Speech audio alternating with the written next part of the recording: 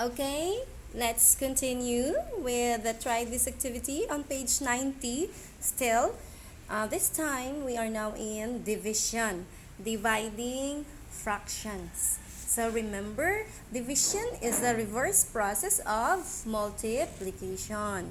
And also remember the rules that when you divide, you still end up with multiplication. You still end up multiplying your fraction. So, in division, however, there's another rule, so it's a bit not complicated. Just, you know, another rule before to remember before dividing or multiplying. So remember, when we divide, we multiply. So we change this to multiplication and we change this, okay, into its reciprocal. So we multiply the reciprocal of the divisor. You call this the divisor, this is the dividend. So I'm having a hard time remembering. Just follow this technique. Whatever number comes after division symbol is your divisor. This is the one you are changing. Okay? So, let's copy. So, negative 16. And then, instead of dividing, you are now multiplying. So, now that you change the operation, you also change your fraction, your divisor. So, the one in the denominator goes up. And the one in the numerator goes down.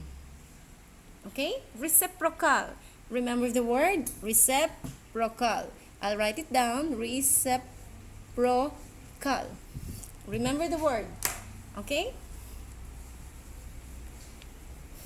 Next, now that we are done doing the first step, we can now multiply. Miss, how do you multiply?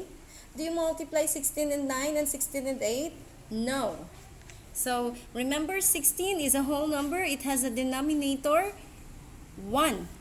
We call it the invisible denominator. Okay? And we don't write it 1. Okay? It's understood. So, negative 16 times 9 now, So, the negative 16 times 9 now will give you a large number. So, the best thing to do first is remember our previous technique. So, before we multiply, we cancel. So, up, down. It's up. Okay? Okay. So, up-down relationship. You cannot simplify this. Correct? So, 16 divided by 8 will give you 2. 8, of course, divided by 8 will give you 1. Now, we can multiply. Negative 2 times 9 will give you negative 18. And it's over 1 because 1 times 1 is over 1. Miss, can I write it this way? Sure.